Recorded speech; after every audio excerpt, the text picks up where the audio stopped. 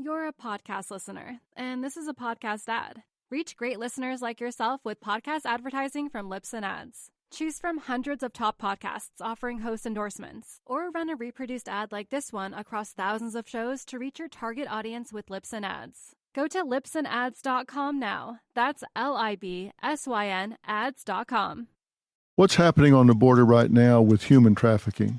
We had 400,000 unaccompanied children, and 100,000 of them have been lost through the process. Health and Human Services, giving them up to sponsors. I personally have seen them on airplanes, have flown with a child accompanied by a man that's not their father.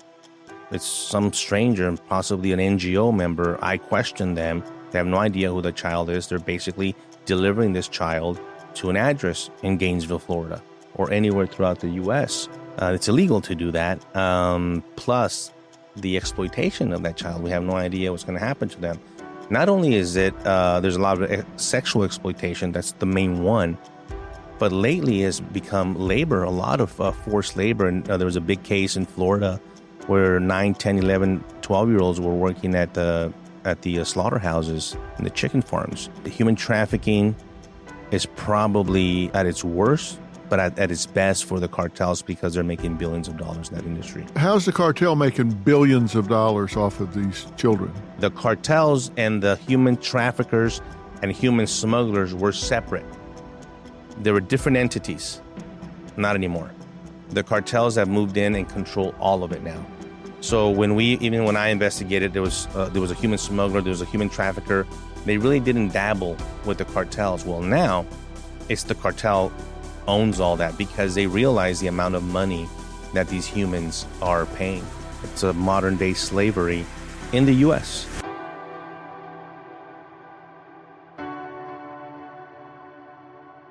Okay, this is Valverde County, Texas, Del Rio, Texas. And if you look behind me, this is the open borders. It's a great vantage point that we have. If you see over my right shoulder, wide open spaces. Over the left, you pan around here, you see the other side is Mexico. And on this part of the country, and this part of the state of Texas, you do see some illegal alien activity, but mostly what you see is illegal drugs still coming through. The methamphetamine, the fentanyl, marijuana, cocaine, heroin, still making its way into our communities, in through Texas, through the rest of the United States. And so this is what you see, ladies and gentlemen, is wide open borders that we need to secure. How many miles are we looking at there?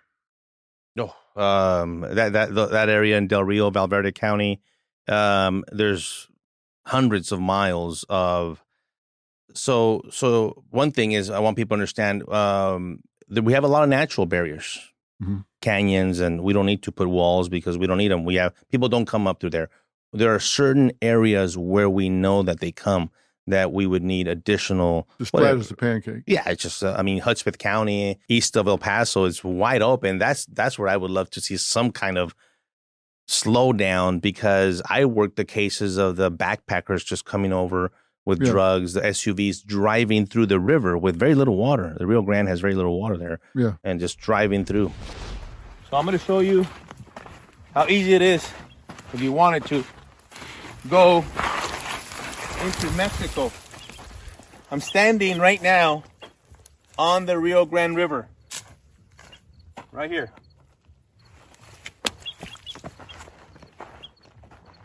I'm on the U.S. Mexico border right now, ladies and gentlemen. There's no border patrol agents in sight. But we know that the cartels and the illegal activity is right behind me. They drive SUVs through here full of drugs. They sent the illegal aliens with meth, methamphetamines, fentanyl, pills, you name it. This is the open borders that the Biden administration refuses to acknowledge. I am standing on the river. What you're seeing right now is the Rio Grande River. So if your estimate is we've got 15 to 18 million people, and DHS, I want to be clear about this, DHS has acknowledged that we've got millions of Venezuelans that have come here, and that Venezuela has emptied their prisons of their murderers, their rapists, their drug addicts. They've emptied their rehab centers and said, we're turning you loose as long as you leave this country and go to the United States. And DHS knows that, and they know they've come here, and they know they've entered the United States. We've processed them in. They come and they've got a passport or whatever from Venezuela. We know that they've come from the prisons and the rehab centers. We process them into America, and we have no idea where they are. Well, some we do, and I'll give you some locations. By the way, and in addition to that, before I forget, some are coming with an agenda, are being sent. They are Chavistas sympathizers. These are Hugo Chavez people. They're socialist communists, and they're bringing that agenda purposefully in South Florida. In Dallas, Texas, South Dallas, Texas, there's an area called Via Dallas right now that is controlled by illegal alien Venezuelans. You can't go in there. Dallas PD doesn't even go in there. As a matter of fact, they're looking for private security people to try to go in there and contain the trafficking, the drugs, the prostitution, everything that's going on in there. And just like this community in Dallas, there's one in Florida. And they're all around, and it's the gang associated with Tren de Aragua, the gang, the Venezuelan gang that has attached itself to these communities and control these areas here in our country. Would you say there's over 1 million that have gotten in the United States from Venezuela? I have to check on that number for you, but I would say close to 1 million. Yeah, that's a lot of people. And that memo, by the way, that memo, I'm gonna try to get it to you. It's a memo. It got leaked. DHS admitting that in fact they were releasing them, and we're seeing it. We're seeing it across the country with the crimes that they're committing. So Venezuela's murder rate is at the lowest it's ever been. Yes, because all the murderers have left there and come here. Yeah, and we know this. Why is nobody talking about this? Well, that's the frustrating part. There's a very few of us out there trying to do something about it and bring this awareness. Because one of the things I tell people, at least be aware, at least understand. No longer the days of being ignorant and bliss about this. You have to at least acknowledge that you have to know that this happens. One of the struggles I had was with human trafficking. I put a case in my book, a very very graphic case, because I still got people telling me, "You're crazy, Victor. That doesn't exist." Really? I wish it didn't. I wish that my mind and my eyes can take away the what I've seen, the graphicness of what a person does to a child. But this is real. This is evil. Well, how can somebody look at you as a special agent with U.S. Immigration and Customs Enforcement, Homeland Security Investigations, and the U.S. Department of Homeland Security and say, you don't know? You've spent your life on the border, and you're telling me the cartels are making billions of dollars. I mean, you gave me the example. If they've got 50 that they have smuggled across the border, they've made the money from smuggling them. Then if they can't pay, they're trafficking them. Say they've got 50 that are seeing 30 Johns a day, and say they're making $100 a trick. They're doing it 30 days a month. That's $4.5 million a month.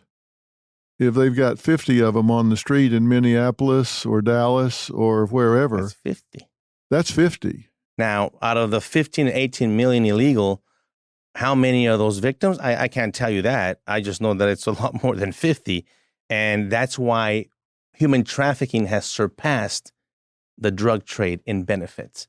It's now human trafficking, then drug trafficking after that. Because the drugs can get used up, but these victims, they just keep working them day after day after day. Until they dispose of them. So if it's 500, it's $45 million a month. If it's 5,000, that's how you're getting into the billions. Correct. This border, which we just saw. Valverde County. Yeah, Valverde County. There aren't enough agents to cover that, right? You got to do that with helicopters and dogs and. So there's a confusion right now of we need additional personnel. I always welcome personnel. The more, the merrier. The more police, the better for me, for the country. But the answer is no. The answer is we need more border agents to stop this. Actually, no. Actually, the answer is no. We have enough. We have almost 20,000 Border Patrol agents. I think there needs to be a readjustment of those 20,000 Border Patrol agents and the duties of where they're at. Plus, at this point, it doesn't really matter that we have the 20,000 because they're not being allowed to be down there. They're social workers. Yeah, they're transporting, hospital watch, everything else that they're making them do. So it is not. But if you were to go back to enforcement, I always welcome more personnel. The more the merrier. But we have enough.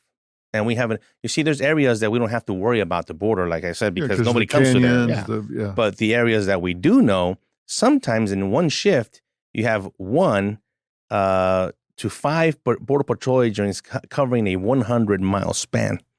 It's impossible. Yeah. We're in an area where the razor wire has been cut, and we have a group of aliens come up, including infants and children.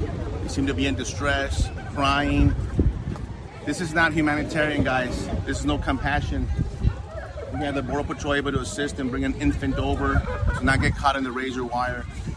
They're putting themselves at risk. They're putting themselves in danger. This is what we must communicate to the rest of the world, that you're going to become a victim as an infant goes.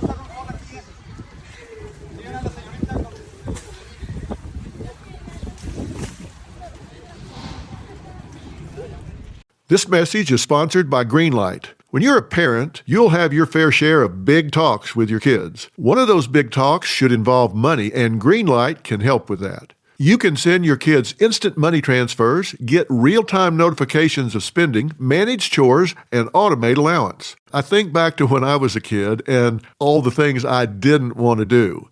I didn't want to mow the yard. I didn't want to wash the car. I didn't want to do a lot of things. If I had had funds deposited in a little account that I had, I would have had a sense of responsibility and a sense of accomplishment. And this is such a good way to keep your household organized and teach your kids to connect hard work with financial independence. So stop putting off the money talk and start putting your kids on the right path. Sign up for Greenlight today and get your first month free at greenlight.com/Phil. That's greenlight.com/Phil to try Greenlight for free. Greenlight.com/Phil. I don't know about you, but I'm sick and tired of being sick and tired. Every day is an opportunity to be your best self, but sometimes our bodies don't keep up with our ambitions. That's where Balance 7 comes in, giving you the edge you need to thrive. Balance 7 has been the secret weapon for anyone looking to boost their energy, improve recovery, enhance their overall well-being, and strengthen their immune system for better overall health. Now, crafted with care, their alkalizing formula is designed to help your body combat acidity, promoting better health and a stronger immune system by simply taking 1 ounce of Balance 7 3 times a day. Most people feel the difference within 3 days, and that's why over 6 million bottles have been sold worldwide. Take the first step towards feeling your best every day. Visit balance7.com/Phil. That's balance7.com/Phil.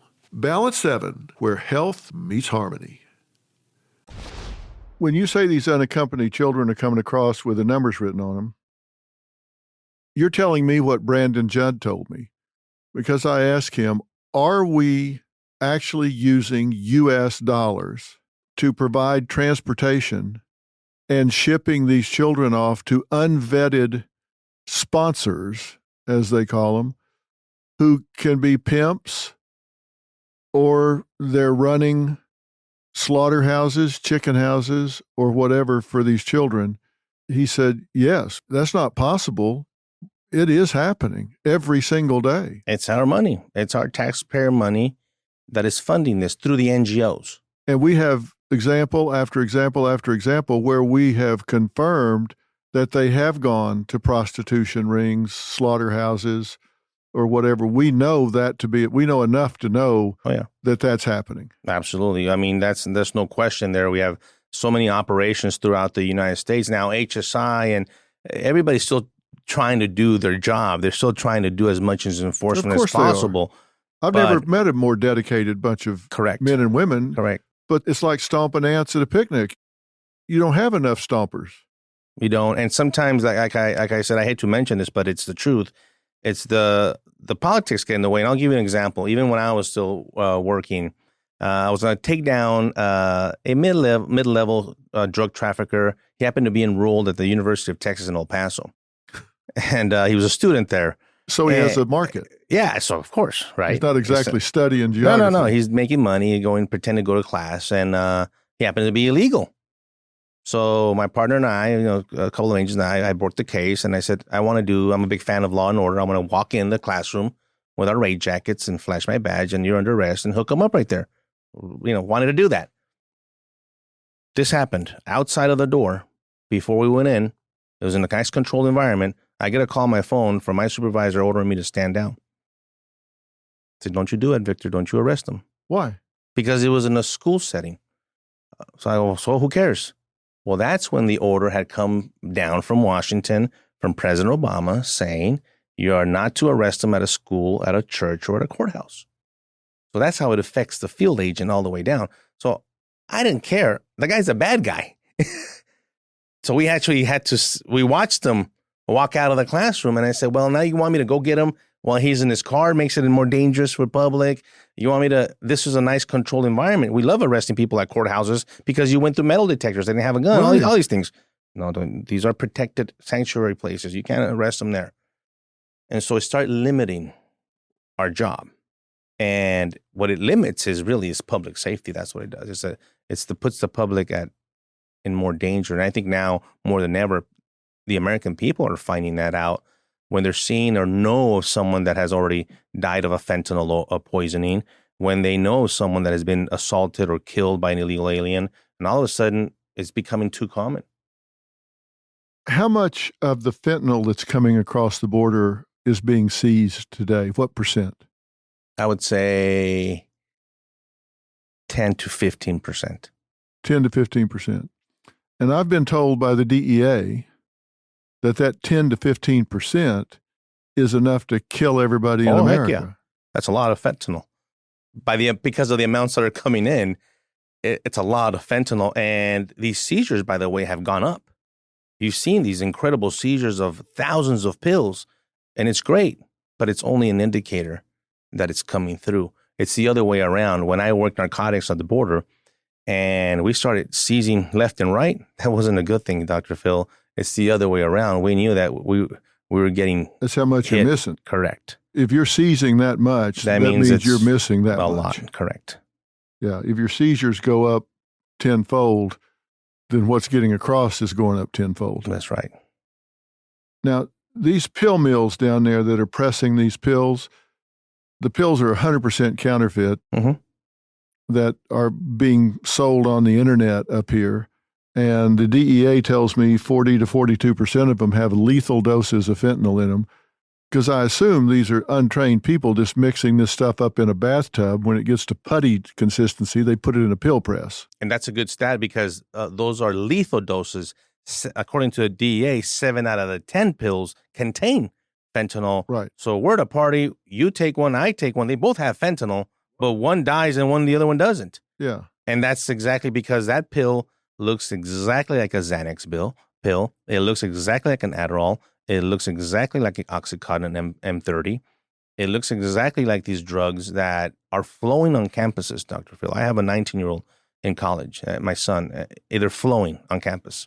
And I understand the political differences in this, and I'm so non-political, you can't even imagine. I'm not sure I could spell Republican or Democrat if you held a gun on me. I put D and R is all I care about.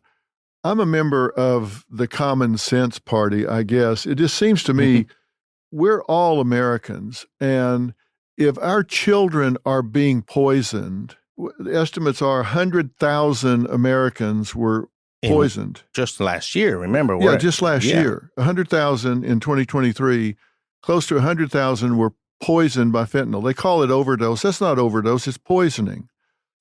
They're buying what they think is Adderall, Xanax, or whatever. I had a few people on the show recently that their daughter had purchase what she thought was Xanax. On autopsy, there was not one molecule of Xanax in her blood. It was all fentanyl and some home cleaning products or something, just whatever they had, filler. That's right. To put it in there. These are poisonings. Why is this happening? I'm very pro-immigration.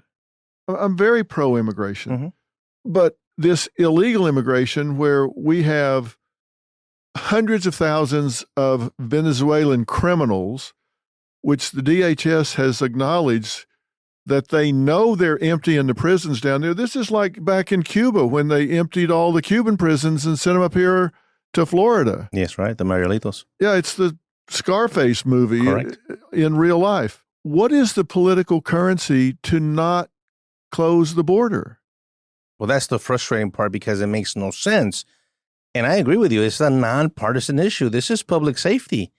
That's like the two parties fighting over whether DUI is okay or not. We're for it. We're against it. Nobody's for DUI. Who would be for leaving a border open for murderers to come in, for drug addiction, come in with lethal fentanyl? Who would want? I see these children coming through the wire. I have nothing against those children, but let's not bring them in and turn them over to pimps. What is the political currency? What is your understanding of why an administration on either side? This happened under the Trump administration. It happens under the Biden administration. It happened under the Obama administration. What is it that people don't understand about it? What can we say right now to make people understand this is not a political football? This is a humanitarian crisis. 100% I agree with it. It is affect everyone. And I'm going to give you my own bias. I spoke at Derek Maltz and I spoke at the Lost Voices of Fentanyl. My own bias, I'm thinking, this is a conservative group in Washington, D.C.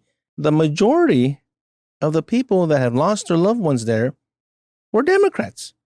And it hit me. The pill doesn't care. The cartels don't care.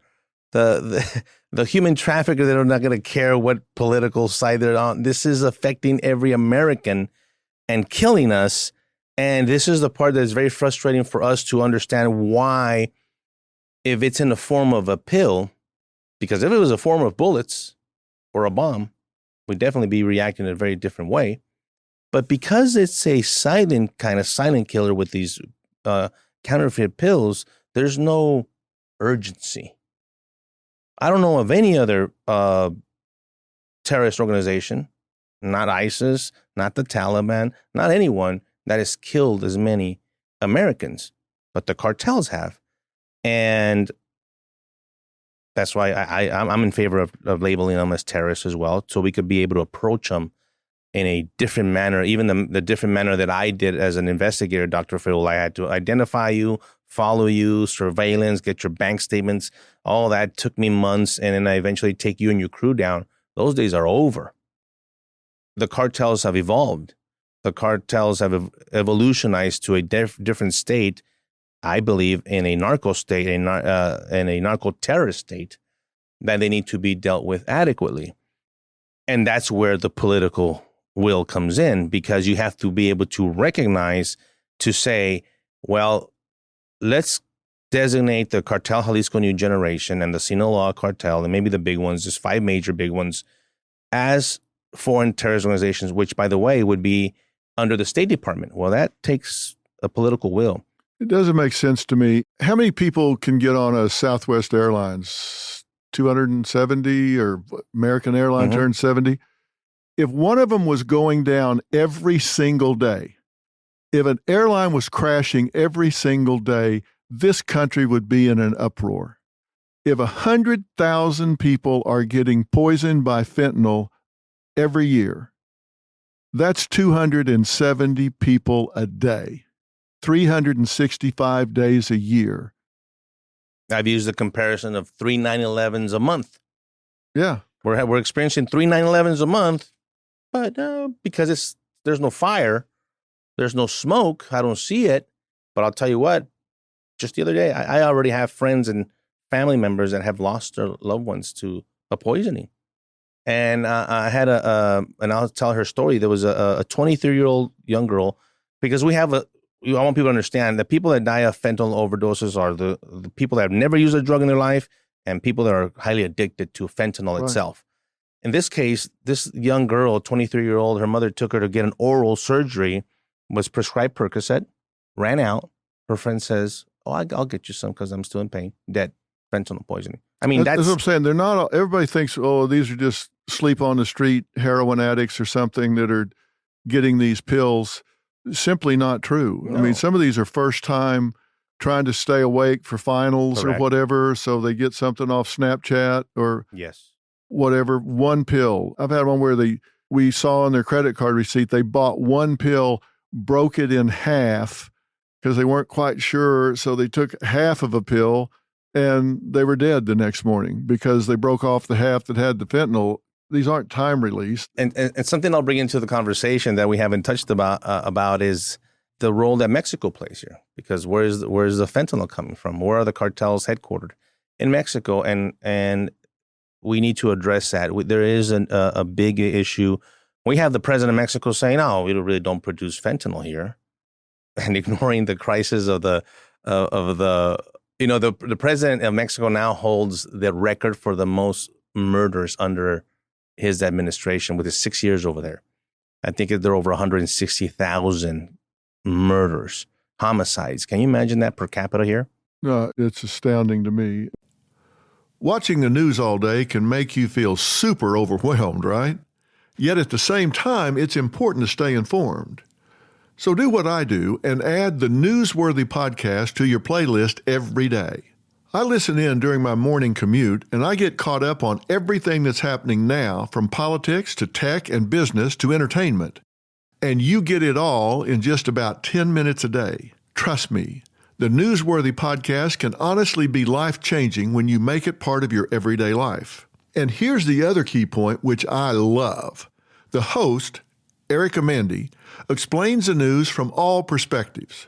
I heard about the new school meal rules limiting the sugar and sodium content in meals at U.S. public schools. That is good information to know. Search for The Newsworthy, 2 words, The Newsworthy, on Apple Podcasts, Spotify, or wherever you're listening right now. I hope you enjoy it as much as I do. The first page of a book never tells the full story. And those news alerts and headlines, like the ones we get on our phones, don't even scratch the surface of what the story is really all about. Stories are like people, multi-layered and complex. It takes some digging to find the truth, but when we find it, it can change our world. We like to dig. The news on Merritt Street. Essential television. We talk about these children being trafficked into the sex trade. Some of them are being trafficked into slaughterhouses, horrible existence, chicken houses where there's like 30,000 chickens in a barn, and they're in there having to work in that not so pleasant environment at 10, 11 years old. And the reason why is because the enforcement removal operations under ICE that does what they call worksite enforcement have been kind of not completely shut down, but not allowed to go investigate those. And that's pure politics. How does, I always, you mentioned DUIs, and I use this example. It's like the mayor of a city telling the chief of police, you're no longer going to enforce DUIs. Stop it. But you are going to pull them over, and you are going to identify them as drunk, and then you're going to let them go. Well, why is it wrong when it's DUIs, but it's okay because it's related to immigration? This is where we're at right now. Let me ask you this. Are we creating a lot of this problem by having a broken immigration court where it takes forever to get into this country legally? Yes. That's one of the problems. And I've said it a lot. We need to fix that legal immigration system because we want these good people to come in. They have been vetted. They've done everything they've been asked to do. They're not going to be a public charge. They're actually going to be community members here. They're bringing something of value to our country, and it's taking them 14 years to do it. Well, that's wrong. And so, yes. Now, which is kind of weird. I have people that have done it the legal way. My parents were the ones that did it the legal way, but those are not the ones that saying, I'm going to give up on the legal way and I'm going to come through the river. No, it's a different. you have a very different type of migrant that's coming. You have a very poor, uneducated. You have highly educated that also come through the river. Doctors, lawyers, scientists, they come through there. And then you have the Chinese nationals. You don't know what their intention is. So you have I want people to understand, what you were seeing in Eagle Pass, Texas, was the poorest of the poor because they were having to take the train. They didn't have any more money. They were already extorted and robbed and all these things. But then the ones coming through Arizona and California, they're paying big dollar. They're getting like a VIP treatment. They've flown in, driven to the end of the wall and walk over with their suitcases. And they have money on them. I'm at the San Antonio International Airport. Just wanted to let you guys know what I witnessed these past couple of days, and still here at the airport. Went into another tour at Eagle Pass after having a great, successful press conference supporting our sheriffs to finally declare an invasion here in the state of Texas. Went down to Eagle Pass and continued to observe more of the illegal aliens coming in and pouring into our country without absolutely impunity. Just come on in. Lawlessness. No laws followed, nothing. But then I get to the San Antonio airport where I'm going to be flying out of to go back home. And they're all here. They're all here. Behind me, counted about 25 illegal aliens. Well-fed, well-dressed. And this is not a humanitarian issue. This is not, Victor, why are you so cruel? Why don't you want people to come into this country? I want people to come into this country legally. I want people to follow the law. I'm a law and order guy. I want people to respect the Constitution.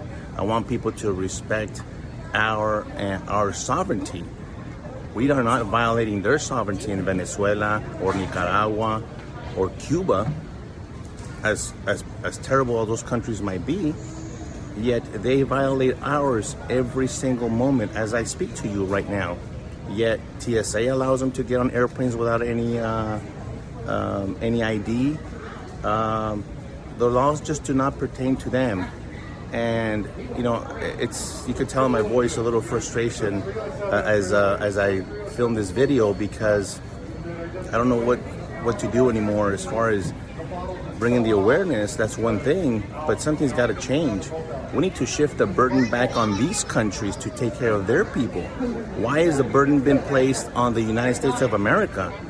Why is the responsibility on our shoulders to have to clothe them, bathe them, shelter them, give them health care, education, when they come from their countries? The United States citizens are not going to other countries and asking them to do that. Why does that continue to happen?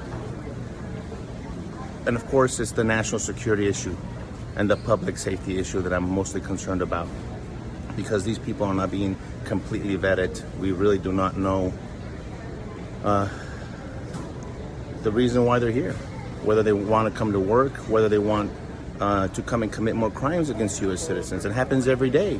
I hate reading that in the news and seeing that an illegal alien killed a U.S. citizen, raped a U.S. citizen little girl. It's happening every day, selling drugs.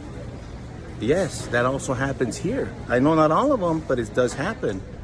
And they buy cars and they buy houses and they do. This is our trip to Israel, where talk about I've seen other borders, but when I saw this one, you really tend to put things into perspective, Hey everyone, just finished a briefing here.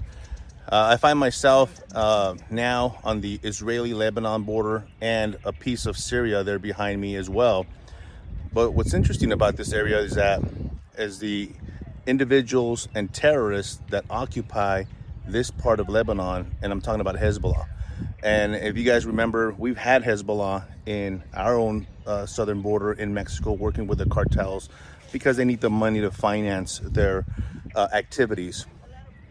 But I don't know if you could tell here behind me there, we have a wall. Yes, they do have a wall in Israel. And yes, it's a full concrete wall to protect their borders from terrorists every day. These houses that you see here behind me, they look very nice, but these a lot of them have their own bunkers and are utilized by Hezbollah to occupy this village in this region. a lot of information, great briefing by the IDF here in this area. We'll be heading to other corners. I just did a quick interview with Tom Holman and Sarah Carter from Fox News. It's an incredible trip, learning a lot, and what we have to do in the United States to bring that sense of urgency and protection of our public and our sovereignty. Well, this is the second stop of our tour here in the West Bank. What you see behind me is a tower with the wall and Palestine on the other side. And we're getting an excellent briefing by a retired colonel from the Israeli army and how they secure their border from Palestine. This is right on the border, right on the Israeli side. This right here behind me, this highway is the number one highway that runs from northern Israel all the way down south. And so the Palestinians were shooting at the traffic from Palestine into shooting at cars. Qalqilia is the name of the town inside the West Bank, Qalqilia, and it's Zone A, and I'll explain that later. But Zone A meaning it's under the control of Palestine and not under any control of the security forces of Israeli. Very, very interesting. We just came from a port of entry as well. I've seen those before, but very interesting how Israel does their security and protect their lives and the intrusion from terrorists, Hamas, Hezbollah, and others, jihadists. Learning a lot, guys, trying to bring some of this information and the seriousness of border security back to the United States that is much, much needed. Stay tuned. We've got a lot of military-aged Chinese nationals coming in. I'm told almost 50,000. 50,000 for what period of time?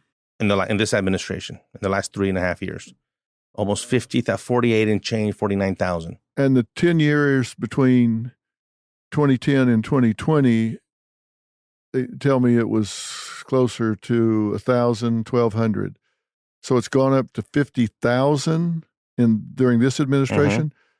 A significant portion of them military-aged men. Yes. And I'm told by the border agents that a lot of them have military haircuts. They've got new boots. They're in shape. They look like they're coming here with training. I've seen them at the border when these groups are coming in. You see them. Well, my training, anybody could see them. They're like, you either been institutionalized in a prison or you're a soldier.